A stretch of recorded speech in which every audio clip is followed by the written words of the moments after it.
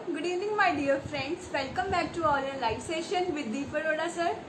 जैसे कि हम पहले भी वीडियोस बनाते हैं, काफ़ी लाइव सेशन अटेंड करते हैं आप सभी के साथ, तो हम काफ़ी इंटरेस्टिंग वो लेके आते हैं, केस स्टडीज आपके साथ लेके आते हैं।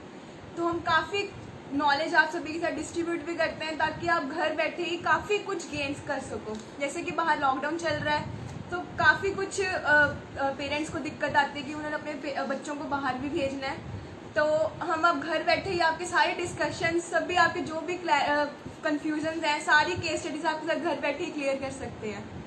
तो सर काफ़ी कुछ मेहनत, पूरे वीक सर मेहनत करते हैं, आपकी सारी केस स्टडीज को पहले सॉल्व करते हैं और हम फिर उसके बाद मुझे मौका देते हैं कि आप सभी के साथ इंटरेक्ट कर सकूं।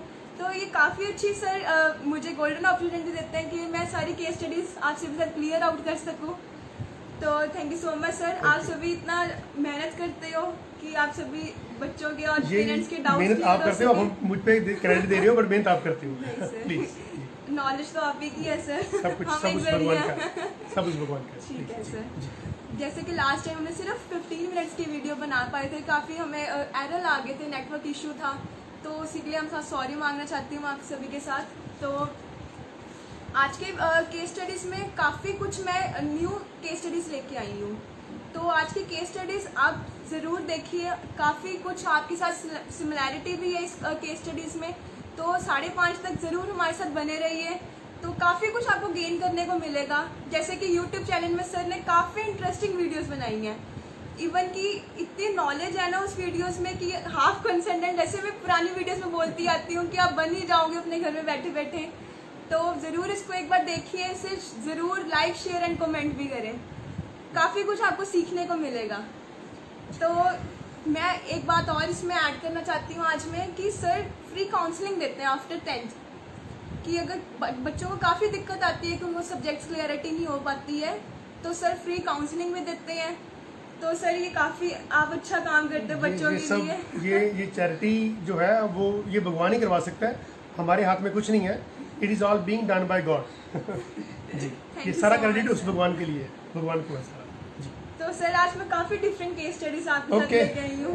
एवर एज यूजुअल आप मेहनत करती हैं सारा हफ्ता, तो नो डाउट कि केस स्टडीज आपकी डिफरेंट होंगी ही, इसमें तो कोई शक नहीं है। सर सभी व्यूअर्स हमारे साथ 5:30 तक जरूर बने रहिए, और नेक्स्ट टाइम हम आपके साथ फिर से हर फ्राइडे, जैसे हम आपके साथ प्रॉमिस आपके पूरा करने के लिए आपके साथ लाइव इंटरेक्ट करते हैं, तो नेक्स्ट फ्राइडे भी हम 28 को आपके साथ लाइव इंटरेक्ट करेंगे। तो उस टाइम में मैं काफ़ी इंटरेस्टिंग एज यूजुअल मैं लेके आती हूँ, तो उस टाइम में मैं लेके आऊँगी। तो आज का लाइव सेशन में काफ़ी इंटरेस्टिंग है, तो आप जरूर हमारे साथ बने रहिए। लाइव अपडेट दे दें पहले। यस सर, लाइव अपडेट्स तो मैं बताना भूल गई कि सर जैसे कि जरा देते रहते हैं, लाइव अपडेट्स देते रहते हैं, तो आज भी सर आप जरूर हमारे व्यूअर्स के साथ इंटरेक्ट कर रही है। डेफिनेटली। सो नंदिनी की जो मेहनत है वो आप सभी को मालूम है कि she works a lot hard on this topic, and सभी से इंटरेक्ट करती हैं, केस स्टडी सेलेक्ट करती हैं, उसके बाद इंटरेक्ट करती हैं, कुछ सिमिलरिटीज आपके साथ मिल जाए तो आपका बेनिफिट हो जाए। माई वीज़ा ओवरसीज एक ही विजन पे बात करता है, आपका कहीं ना कहीं बेनिफिट हो जाए। हमारा आधा घंटा हर फ्राइडे का लाइव होने का मकसद यही होता है, right. So first of all मैं चाहता हूँ कि वर्ल्ड अपडेट के बारे में मालूम हो हमें कि जो मुझे फ्रेंड्स फ़ोन करते हैं विजिटर वीज़ाज़ के लिए, वो अभी रुक जाए। चाहे यूएसए से अच्छी खबर है कि जो स्टूडेंट वीज़ा है वो अगस्त के महीने से शुरू हो जाएगा, अभी वहाँ पर भी 2-3 महीने का वेटिंग पीरियड चल रहा है। विजिटर वीज़ा के लिए मुझे लगता है कि at least 3 months you should wait, चाहे वो कनाडा हो। खैर ऑस्ट्रेलिया न्यूजीलैंड ने तो पहले ही बॉर्डर सील किए हुए हैं, वहाँ पर तो पॉसिबिलिटी बहुत कम होगी। हाँ, आने वाले टाइम में जैसे उनकी जो गवर्नमेंट है वो डिसाइड करती है इमिग्रेशन के रिलेटेड, जो भी अपडेट्स आते हैं वो तो मैं आपसे हर हफ्ते शेयर करता ही रहूँगा। फिलहाल कनाडा के लिए अभी रुक जाइए, यूएसए के लिए अगस्त में शुरू होंगे, यूके के लिए कुछ फ्लाइट्स पॉसिबल हैं पर उसके लिए भी रुक जाइए, ताकि विजिटिंग मुझे लगता नहीं है कि इतनी जल्दी आपको वीज़ा मिल पाएगा, राइट। एंड बाकी सिंगापुर है। ये देखिए, किसी भी कंट्री में आपको विजिटिंग वीज़ा पे जाना है, टूरिज्म पे जाना है, तो आपको क्वारंटीन होना पड़ेगा। ये एक्स्ट्रा कॉस्ट भी करनी पड़ती है, अप्रॉक्सीमेटली 1.5-2 लाख रुपए तो वैसे लग जाना आपका, तो क्या जरूरत है अभी, है ना। पर्पज़ आपका यदि घूमने का, तो अभी ये साल पर्टिकुलरली ये 2021 आप अभी सर्वाइवल लीजिए, अपने घर में स्टे करिए और गवर्नमेंट के जो प्रोटोकॉल्स हैं, SOPs हैं, उनकी जो इंस्ट्रक्शंस हैं, गाइडेंस है जो गवर्नमेंट ऑफ इंडिया की या स्टेट गवर्नमेंट्स की, उनको फॉलो करिए। आप घर में रहिए मैक्सिमम, बहुत ज़रूरी काम है तो यू शुड गो आउटसाइड। अब घर से बाहर जाने के लिए हमें स्टेट गवर्नमेंट से हेल्प लेनी पड़ रही है, उनकी परमिशंस लेनी पड़ रही है, तो फिर आउट ऑफ इंडिया जाने के लिए तो फिर नेचुरली कि उस कंट्री के लिए उनकी क्या नॉर्म्स बनती हैं वो हमें उनको फुलफिल करना पड़ता है। एनीवेज, सो वर्ल्ड अपडेट के लिए फिलहाल विजिटर वीज़ा में हम कहीं पर भी इसको प्रमोट नहीं कर रहे। स्टडी वीज़ा के लिए कनाडा के जो डोर्स हैं ओपन हैं, UK के डोर्स ओपन हैं, USA के डोर्स ओपन हैं, सिंगापुर आप जा सकते हैं, बट अभी आप फाइलिंग करिए। और जैसे मैंने बताया कि कनाडा का जो अभी वेटिंग पीरियड है, यदि आज भी अप्लाई करते हैं तो you need to wait for 4 to 5 months at least. तो 4-5 महीने। अब जिनके 2020 में भी अप्लाई हुए हैं वो भी इनको PPR की जो पासपोर्ट रिक्वेस्ट है उस वेटिंग पे हैं। तो ज़्यादा तो हम नहीं कह पाएंगे कि आपका 1.5-2 महीने में या 3-4 महीने में वीज़ा के चांसेस बन जाते हैं। हाँ, RCIC ने कहा हुआ है कि हम अब 15 मई को जिन्होंने एप्लीकेशन डाली है तो 6 अगस्त तक they are bound to give the results. वो नेगेटिव आता पॉजिटिव आता वो बात की बात है, बट जो कनाडा की जो गवर्नमेंट है, जो इमिग्रेशन डिपार्टमेंट है, उन्होंने कहा कि 6 अगस्त तक आपको रिजल्ट मिल जाएगा। तो इट्स गुड न्यूज़ कि जो वेट कर रहे हैं तो उनको वेटिंग पीरियड अपना है वो जरा नहीं रखना पड़ेगा। फिर भी 4 महीने लेके चलिए आप मिनिमम कनाडा के लिए, यदि आप वहाँ पर जाना चाहते हैं। तो ये थे वर्ड अपडेट्स 2-3 मिनट में। नंदिनी से रिक्वेस्ट करते हैं कि अपनी केस स्टडी शुरू करें ताकि जो टाइम की इंपॉर्टेंस है वो सभी के लिए, हमारे लिए है। और अगले 20 मिनट में कोशिश ये करेंगे जो 4-5-6 केस स्टडी जितनी भी ले सकती हैं डिटेल में वो आपसे डिस्कस करें। Please over to Nandini. Sure sir. So sir, आज की मेरी फर्स्ट केस स्टडी आपके साथ ये है कि सर स्टूडेंट है, +2 पास आउट है जी, उन्होंने DMLT की है, ठीक है, diploma in medical laboratory technology, ठीक की है, फुल फॉर्म है जी सर। तो उनके उसके बाद उन्होंने BSc की है, ठीक है, और DMLT के बाद MLT कर इन्होंने BSc में डायरेक्ट एडमिशन सेकंड ईयर में होगी। ठीक है, बिल्कुल सेकंड ईयर में एडमिशन। ठीक है, ठीक है। तो सर उनका मेन क्वेश्चन ये है यहाँ से कि MSc कनाडा करने वो जा सकते हैं या नहीं? Okay fine. और इनके आइल्स में 6.5 नॉट 6 बैंड है, ठीक है। ओके, सो नंदिनी ये एक बहुत ब्यूटीफुल केस है हमारे पास। +2 जिस स्टूडेंट ने की है और उसके बाद उन्होंने DMLT किया है, diploma in medical laboratory technician का जो कोर्स होता है 1 साल का कोर्स है। इसके बाद एक स्टूडेंट डायरेक्ट सेकंड ईयर में एडमिशन ले सकता है जिन्होंने डिग्री करनी है। जैसे मान लीजिए अब BSc करनी है तो MLT में हो जाएगी, D जो डिप्लोमा है वो निकल जाएगा, MLT आ जाएगी। ये जो मेडिकल लेबोरेटरी टेक्नीशियन का कोर्स है वो यहाँ से 2 साल का कर सकते हैं तो डिग्री बन जाती है। 1 साल का पहले कर लिया, 2 साल का बाद में कर लिया तो 3 इयर्स की डिग्री बन गई। तो यहाँ पर उन्होंने BSc MLT कर ली। अब स्टूडेंट जो है वो मास्टर्स करना चाहता है कनाडा में। अब सबसे बड़ी प्रॉब्लम है कि डायरेक्ट तो मास्टर्स नहीं कर पाएगा क्योंकि कनाडा में जो ग्रेजुएशन है दैट इज 4 इयर्स, ये सभी को मालूम है। अब यहाँ पर जब तक कि वो 4 इयर्स की डिग्री नहीं करते, लेट्स सपोज किसी ने BTech की है, वो मान सकते हैं कि वहाँ पर जाके MTech कर सकता है। बट जिन्होंने यहाँ पर ग्रेजुएशन की है, BA की है, BCom की है, BSc की है या ये BSc MLT की है, उनको वहाँ पर PG का कोर्स मिलता है, that is called post graduation courses होते हैं। हाँ, जिन्होंने BSc नर्सिंग की है वो उनके पास 2 ऑप्शन है, वो वहाँ पर PG कोर्स भी ले सकते हैं, मास्टर ऑफ नर्सिंग भी कर सकते हैं। बट उनके लिए जो IELTS की स्कोरिंग है उसका जो लेवल है वो थोड़ा सा बढ़ जाता है। तो ये अपने ध्यान में रखना है कि जो स्टूडेंट यहाँ से BSc MLT करके जा रहा है उसको MSc MLT में एडमिशन नहीं मिलेगी, उनको एडमिशन मिलेगी पोस्ट ग्रेजुएशन। तो 6.5 नॉलेज 5 बैंड है, तो वहाँ पर जाके जैसे उन्होंने लेबोरेटरी टेक्नीशियन में कोर्स किया हुआ है तो आगे भी वो लेबोरेटरी टेक्नीशियन में कोर्स कर सकते हैं, या मेडिकल असिस्टेंट का कोर्स है, डिफरेंट यूनिवर्सिटीज़ है, टोरंटो में भी है एंड सरी में भी है, तो वहाँ पर आप ये कोर्स कर सकते हैं। एंड मैं बात करूँ कि यहाँ पर उनके 60% मार्क्स जो है वो ग्रेजुएशन में होने चाहिए और 6.5 नॉट लेस देन 6 यदि बैंड ले लेते हैं तो अच्छे कॉलेज के जो ऑफर लेटर्स हैं वो इजीली इनको मिल सकते हैं। तो इस बात का आंसर ये है कि मास्टर्स नहीं PG कोर्स करेंगे, वहाँ पर जाके वो 2 साल का कोर्स कर सकते हैं PG कोर्स। उसके बाद वो PR के लिए अप्लाई कर सकते हैं, वहाँ पर जो भी उनके नॉर्म्स होते हैं कैनेडियन गवर्नमेंट के रिगार्डिंग PR, तो वहाँ पर PR ले सकते हैं। वैसे मैं इस बात में एक छोटी सी बात आपको ऐड करना चाहता हूँ। ये आपका नंदनी का क्वेश्चन नहीं है, बट मेरे माइंड में आया तो I would like to share my views on it. कई मेरे जो व्यूअर्स हैं, मेरे जो क्लाइंट्स हैं, मेरे जो फ्रेंड्स हैं, वो ये कहते हैं कि सर हमने डिग्री कोर्स करने जाना है। लेट्स सपोज किसी ने +2 की यहाँ से इलेक्ट्रिकल, मैकेनिकल, सिविल का आगे कोर्स करना चाहते हैं, बीटेक करना चाहते हैं, तो हमारा ये पर्सपेक्टिव होता है कि पहले आप वहाँ पर डिप्लोमा कर लीजिए। डिप्लोमा करने के बाद यदि आप पीआर की एलिजिबिलिटी बनती है तो पीआर करने के बाद आप आगे अपनी जो एजुकेशन है वो परस्यू कर लीजिए, क्योंकि आप वहाँ के डोमेस्टिक स्टूडेंट बन जाएंगे। डोमेस्टिक बन जाएंगे तो जो फ़ी है वो 1/3 हो जाएगी, क्योंकि इंटरनेशनल जो स्टूडेंट्स हैं उनकी जो फ़ी है वो 3 टाइम्स होती है। मान लीजिए कि आपकी जो फ़ी यहाँ पर फॉर एग्जांपल मान लीजिए कि $12,000 है as a international student.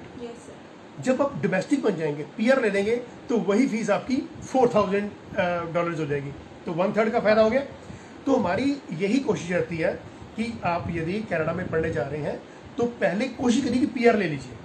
PR लेने के बाद if you want to pursue your education तो वो करिए, उसमें कोई दिक्कत नहीं है। हाँ, आप कहते हैं कि मेरी डिग्री करनी है, 4 साल की डिग्री है, 1 साल का खर्चा 10 लाख का है फॉर एग्जांपल, एंड जीआईसी छोड़ के तो 40 लाख रुपए आप लगाएंगे, राइट। तो हम चाहते हैं कि 20 लाख लगा लो, उसके बाद अगले का 20 लाख वो 6 लाख में कन्वर्ट हो जाएगा, 1/3 रह जाएगा। तो थोड़ा सा ये मेरे पर्सनल व्यूज़ है, बाकी डिपेंड करता है आपकी सिनेरियोज पे, आपके सिचुएशंस पे, कि जैसे आप चाहते हैं। तो ये जो स्टूडेंट है वो पीजी कोर्स में जा सकते हैं, चाहे वो मेडिकल लैब का कोर्स हो, लेबोरेटरी टेक्नीशियन कोर्स हो, और मेडिकल असिस्टेंट का कोर्स हो, इन कोर्सेज में वो जा सकती हैं। जी सही, काफ़ी इंटरेस्टिंग थी, आपने काफ़ी न्यू बातें हमें भी इसमें समझाई हैं। जी, स्पेशल हम बात नहीं कर पाते, जो बीच में से बातें निकलती हैं वो ज़्यादा इंप्रेसिवली हो जाती हैं, वो ज़्यादा समझ आती हैं। सपोज देखो, हमारा मकसद यहाँ पर कोई लेक्चर देने का नहीं होता कि नंदिनी ने क्वेश्चन किया और हमने उस पर बात की और छोड़ दिया। मकसद ये होता है कि किसी पाक में से पाक निकल जाए, तो वो ज़्यादा बेनिफिशियल हो जाती है, राइट। प्लीज़। तो सर, मेरी आज की नेक्स्ट की स्टडी आपके साथ ये है कि सर स्टूडेंट है 10th पास आउट है, ओके। उन्होंने 10th के बाद 3 इयर्स का डिप्लोमा किया पॉलिटेक में, ठीक है, और उसके बाद उन्होंने डायरेक्ट एडमिशन ली बीटेक में। ठीक है, हाँ, सेकंड ईयर में लेटर एंट्री हो जाती है, बिल्कुल ठीक है। जी। तो सर, क्या वो एमटेक करने के लिए कनाडा जा सकते हैं? ओके, देखिए ऑलमोस्ट वो पिछली जो मैंने बात की उसके साथ हल्का सा ये कोरिलेशन बन रही है।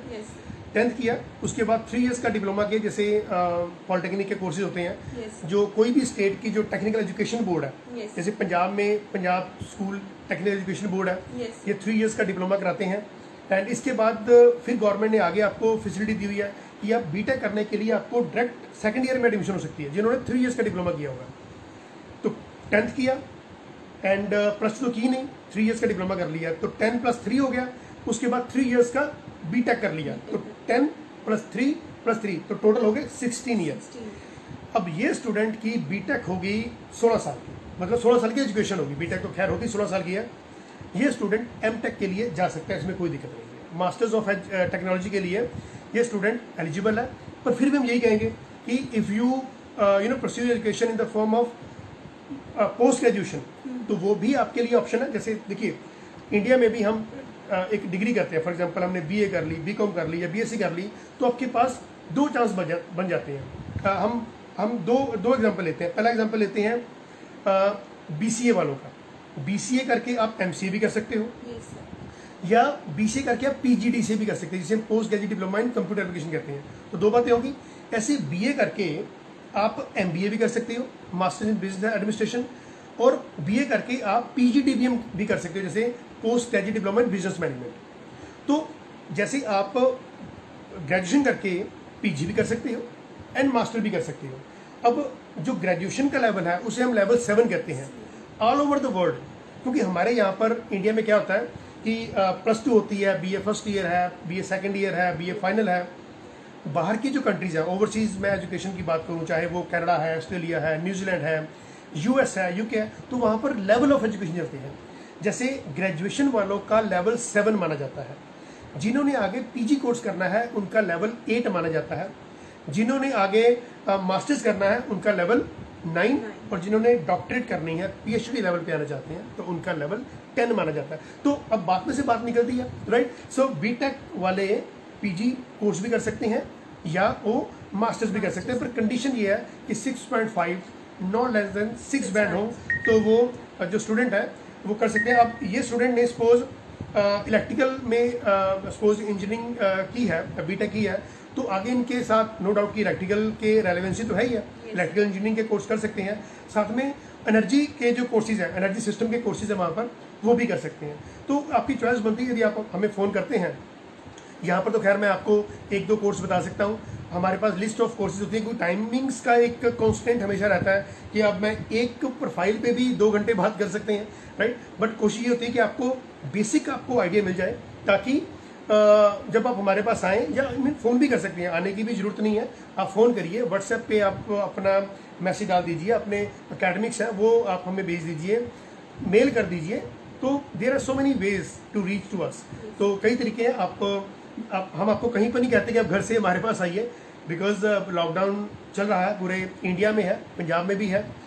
तो आप फ़ोन पे, मेल्स पे, व्हाट्सएप पे, किसी भी सोशल मीडिया पे मुझे आके पूछ सकते हैं, तो we can give you the answers, right. So ये जो स्टूडेंट है ये इलेक्ट्रिकल इंजीनियरिंग कर सकते हैं, या एनर्जी सिस्टम में ये अपने आगे एजुकेशन को है वो परस्यू कर सकते हैं। जी सर, ये लेवल्स की बात काफी इंटरेस्टिंग थी। हाँ, लेवल्स कई बार काफी व्यूअर्स को नहीं पता होता इस बारे में। बिल्कुल बिल्कुल। तो दैट्स वाई मेरी, अच्छा ये लेवल के लिए तो वीडियो बना चुके हैं, आप मानिए ना मानिए, जो माई वीज़ा ओवरसीज़ का यूट्यूब चैनल है, हमारी वहाँ पर 90+ वीडियोज़ हैं। जैसे नंदिनी ने स्टार्टिंग में बताया कि यदि आपने वो वीडियोस देख ली तो हाफ कंसल्टेंट आप बन जाएंगे, ये गारंटी है। पर होता क्या है कि हम जैसे हम धार्मिक स्क्रिप्चर को पढ़ने में थोड़ा सा लेजीनेस महसूस करते हैं ना, कि छोड़ो कोई बात नहीं, भगवान तो होता ही है, भगवान एक है। अब उसके लिए एक्सपर्टाइज करना, उसके अंदर जाना, मेडिटेशन करना, मेडिटेटिव अवस्था में रहना, तो वो एक अलग प्रक्रिया है। ऐसे ही इमिग्रेशन है। इमिग्रेशन आप फ़ोन करके पूछते हो या गूगल सर्च करते हो, कई कुछ करते हो, बट यदि आप 5 मिनट की जो वीडियो है वो देख लेते हो तो फिर तो मतलब आपको, जैसे नंदिनी बताती है कि हाफ कंसल्टेंट बन जाती है, और काफ़ी ऑथेंटिकेटेड हमने वो नॉलेज है वो दी होती है। तो लेवल ऑफ एजुकेशन की जो नॉलेज है वो ऑलरेडी गिवन है। रेलेवेंसी जो सब्जेक्ट्स के ऊपर, प्रोग्राम्स के ऊपर होती है, उसकी जो वीडियो है वो भी गिवन है। सो हमारा कोशिश यही है कि आपको study visa all over the world, Canada है, ऑस्ट्रेलिया है, न्यूजीलैंड है, यूएस, यूके, इटली, सिंगापुर, जितने भी कंट्रीज हम करते हैं उनकी सभी की इंडिविजुअल वीडियोस वो डाली हैं, प्लस अपडेट्स डाले हैं। मान लीजिए कि मैंने यूके की वीडियो डाली, उसके बाद उसके रूल्स चेंज हो गए तो वो भी वीडियो डाल दी। इटली डाली, उसके कुछ जो रूल्स हैं वो चेंज हुए, अपडेटेड वीडियो डाल दी। ऐसे जैसे साइप्रस की है, तो हम ऐसे चेंजेस जो आती रहती हैं 6 महीने बाद, साल में बाद, तो हम वो वीडियोस भी डालते हैं। और ये जो हम केस स्टडी कर रहे हैं इसकी वीडियो भी डालेंगे। जितनी भी नंदिनी ने हमारे साथ केस स्टडीज़ की हैं पिछले 1-1.5 महीने से, बहुत मेहनत कर रही है कि नंदिनी, तो वो भी आपके पास वीडियोस हैं। मेरे साथ और भी जो लोग हैं, जैसे कनाडा से, ऑस्ट्रेलिया से, न्यूजीलैंड से जो लोग जुड़ते हैं उनकी भी वीडियो डालते हैं, ताकि मकसद वही सेम कि आपको नॉलेज मिले।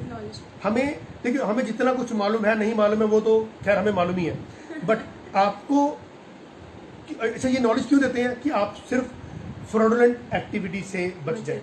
इमिग्रेशन का नाम बहुत बदनाम हो चुका है। कंसल्टेंट, नो डाउट कि अच्छे कंसल्टेंट हैं मार्केट में, मैक्सिमम बुरे हैं। मैक्सिमम बुरे का मतलब जो जिनको rules and regulations for the particular country वो नहीं मालूम, लाइसेंस्ड नहीं है, उनका मकसद होता है सिर्फ 2-4-5 लाख रुपए कमा लो या लूट लो और भाग लो। अच्छे कंसल्टेंट का जो नाम है वो खराब हो जाता है।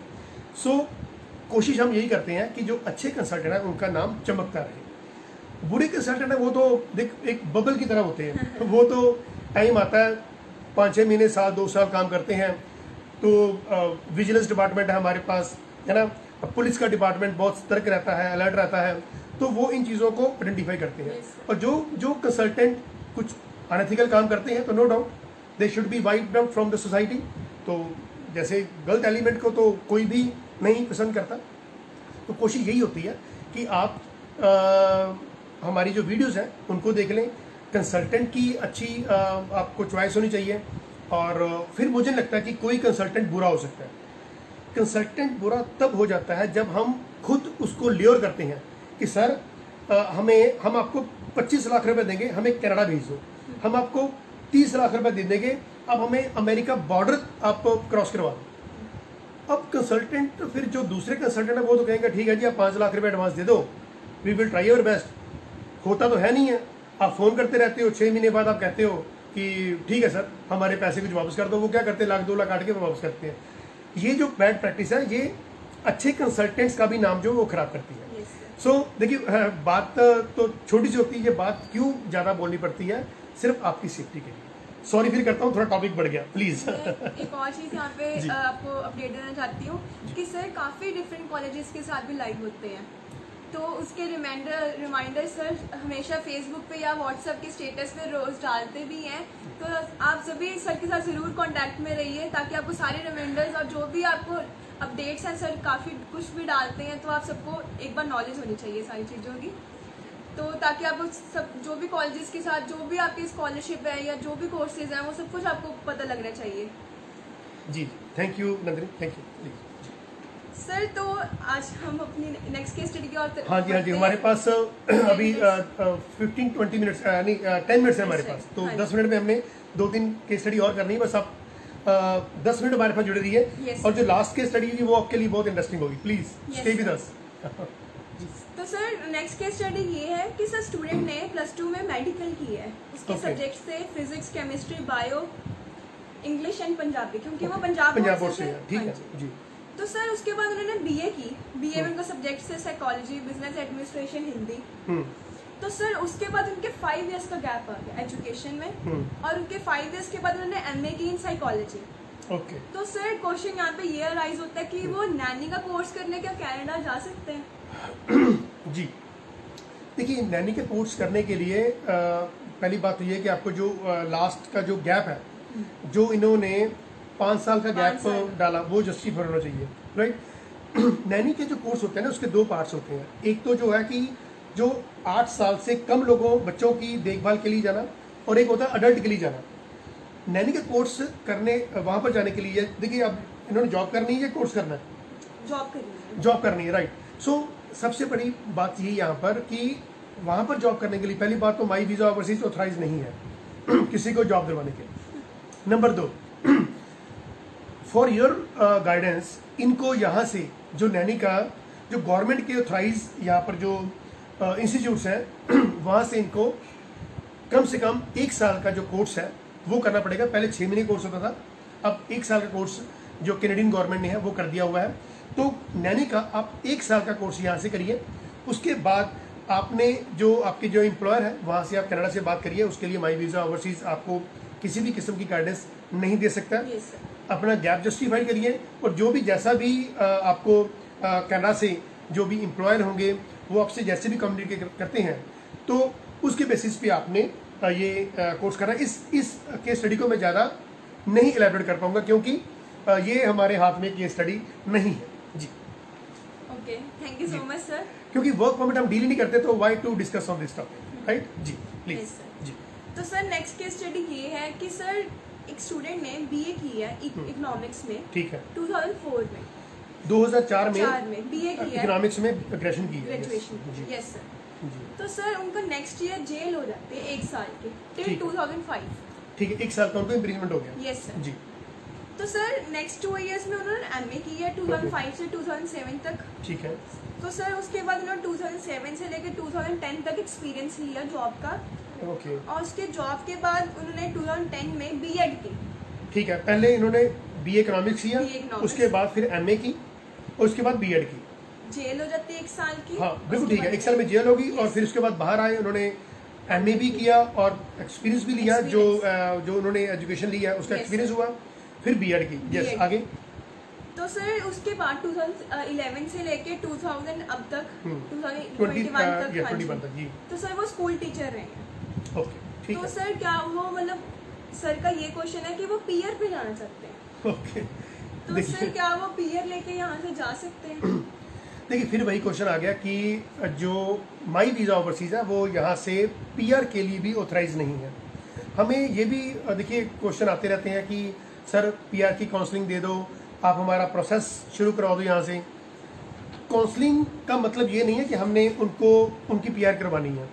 काउंसलिंग का मतलब ये होता है कि हम उनको मोटी मोटी बात बताते हैं कि आपके पास ऐसे ऐसे सब्जेक्ट्स होने चाहिए, ऐसा एक्सपीरियंस होना चाहिए, ऐसी क्वालिटी चाहिए, या ऐसे आपको आईएलटीएस में बैंड चाहिए। यदि वो कर लेते हैं तो फिर उनको जो ICCRC मेंबर हैं वो ढूंढने पड़ते हैं। हम माई वीज़ा ओवरसीज कैनेडियन PR नहीं करता, ना ही हम ऑस्ट्रेलिया से PR करते हैं। अब जो ये स्टूडेंट है, इन्होंने PR के लिए जाना, देखिए मैं फिर अब जो बात करूंगा तो ये मत कहना कि सर ने PR की काउंसलिंग शुरू कर दी तो हम PR ही करेंगे। हम ऐसा कोई हमारा मकसद नहीं है। मकसद यही है कि आपको कुछ पॉइंट्स, बेसिक्स पॉइंट्स आपको मालूम पड़ जाए। अब मैं आपको 3-4 पॉइंट बोलने वाला हूँ, वो ध्यान सुनिए। पहली बात, अब नो डाउट कि इन्होंने 2004 में ग्रेजुएशन किया है। अब ग्रेजुएशन वाला जो पर्सन होता है अप्रॉक्सीमेटली 20-21 साल में वो करता है ग्रेजुएशन, राइट। 2004 से लेकर अब तक तकरीबन 17 साल हो गए हैं, तो 17 साल और 21, तो इस क्लाइंट की जो एज है वो अप्रॉक्सीमेटली 38-39 करीब होगी, जो हम जस्ट हम गेस करते हैं, अंदाजा लगाते हैं, ज्यूम करते हैं कि 38-39 साल के करीब इनकी एज होगी। Yes sir. अब डेमोक्रेटिक फैक्टर जो हम कनाडा का देखें तो इसमें इनको 8888 बैंड चाहिए आइल्स में। यदि ये कैपेबल एनफ है या ये इतने इंटेलिजेंट हैं कि ये 8888 बैंड ले सकते हैं। देखिए एक्सपीरियंस के मुताबिक तो मुझे लगता है कि ही हैज़ अप्रोप्रिएट एक्सपीरियंस, तो उसमें एक्सपीरियंस की कोई दिक्कत नहीं है। एज मैंने बता दिया ऑलमोस्ट 38-39 है। आइल्स में 8888 चाहिए and experience more than 3 years का है इनका, वो भी ठीक है। और एजुकेशन क्वालिफिकेशन भी इनकी 17+1 18 ईयर की एजुकेशन हो चुकी है, तो दैट इज ऑल्सो सफिशिएंट। क्योंकि जब हम PR अप्लाई करते हैं तो हम 16 ईयर की एजुकेशन मान के चलते हैं कि आपके पास एटलीस्ट जो एजुकेशन है वो 16 ईयर की हो। yes, क्या अब बात आ गई कि यदि ये जो स्टूडेंट है, ये जो क्लाइंट है, ये 8888 बैंड ले लेते हैं तो ये PR का अप्लाई करें। हम नहीं करेंगे। देखिए हमारे पास HV ग्लोबल इमिग्रेशन लिमिटेड जैसे हरीश शर्मा जी 3-4 दिन पहले हमारे साथ फेसबुक पे लाइव हुए थे, उनकी हमने वीडियो भी अपलोड की हुई है, फेसबुक पे भी है एंड यूट्यूब पे भी है। आप उनको कंसल्ट कर सकती हैं। वो RCIC मेंबर है, ICCRC मेंबरशिप उनके पास है, तो वह उनसे कंसल्ट कर सकते हैं। वो आपकी जो फाइल की असेसमेंट करेंगे। यदि वो उनको लगता है कि आपकी फाइल PR के लिए सुटेबिलिटी रखती है। देखिए PR जो लेने के लिए हमारे पास 4 इसके कैटेगरीज हैं।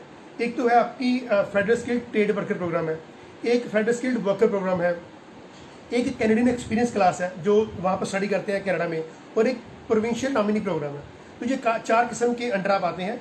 अब मुझे नहीं मालूम कि ये फेडरल स्किल्ड के अंडर आते हैं, इनके पॉइंट्स जो CRS कॉम्प्रिहेंसिव रैंकिंग सिस्टम है कितने पॉइंट बनते हैं, किस नॉक के अंडर आते हैं, मतलब नेशनल ऑक्यूपेशन क्लासिफिकेशन किस कैटेगरी में आते हैं, इनको PNP मिलने के लिए LM इशू कराना पड़ेगा, नहीं कराना पड़ेगा, तो ये सब हरीश सर बताएंगे, राइट। तो आप उनसे HV ग्लोबल इमिग्रेशन लिमिटेड के साथ आप कॉन्टैक्ट कर सकते हैं। हम PR यहाँ से नहीं अप्लाई करेंगे। तो ये स्टूडेंट, ये जो क्लाइंट है, इनके लिए हम ये सजेस्ट करेंगे कि आप 8888 बैंड लीजिए। नहीं लेंगे तो फिर आपको PNP में जाएंगे। PNP में सपोज आपकी जो एलिजिबिलिटी है वो बनती होगी, ठीक है। अदरवाइज कोई LMI का आगे की ऑप्शन है, वो आपको इशू कराना है, नहीं कराना है, वो आपने देखना है। तो हम PR के लिए आपको आपकी प्रोफाइल नहीं ले सकते, गाइड कर सकते हैं, बस फाइल नहीं लेंगे आपकी, राइट। इसका मतलब ये नहीं है कि हम गाइड करें हैं तो हम फाइल भी लेंगे, ये सिर्फ अवेयरनेस के लिए। Yes sir. जी प्लीज सर, अवेयरनेस तो बहुत जरूरी है आज के टाइम में। यस कई लोग यहाँ पर जब मेरी वीडियो देख रहे हैं तो ये सोचते होंगे कि सर ने पता नहीं PR की काउंसलिंग शुरू कर दी है, ये कोई बैक ऑफ द माइंड या बैकडोर पे ये PR के केसेस लेते होंगे। हमारा कोई ऐसा मकसद नहीं है। आप हमें इंडिविजुअल नंबर से भी फोन करें तो हम ना कर देंगे। जी प्लीज। सर टाइम हो चुका है हमारा। बस 2 मिनट में लास्ट एक जो केस स्टडी है वो ले लेते हैं, फिर हम वाइंड अप करते हैं। क्योंकि सर इसमें काफी कुछ नॉलेज है इसमें। चलो या फिर ऐसे करते हैं, ये फिर नेक्स्ट टाइम ले लें। नेक्स्ट टाइम ले लेते हैं। राइट, ये थोड़ी सी लेंथी बन जाएगी, है ना, क्योंकि अप्रॉक्सीमेटली 5:30 होने वाले हैं। टाइम की इंपॉर्टेंस को हम आपके साथ ही जानते हैं कि जैसे आप हमारे साथ लाइव होते हो, उसके बाद आप शेयर करते हो, लाइक करते हो, ये इससे बड़ी जो आप हमारे साथ जुड़े हो, इससे बड़ी बात नहीं हो सकती। हमारे साथ जुड़ने के लिए आपको 3 दिन की ट्रेनिंग लेनी मैंडेटरी है। जो हमारे साथ एसोसिएट जुड़ना चाहते हैं, किसी भी इमिग्रेशन कंपनी में काम कर रहे हैं, इमिग्रेशन का अपना काम कर रहे हैं, या आइल्स के सेंटर चला रहे हैं, नए इस फील्ड में आए हैं, किसी भी किस्म की उनको कोई दिक्कत आती है, तो माई visa overseas free of cost counselling and free of cost training, ये दोनों देने के लिए तैयार है।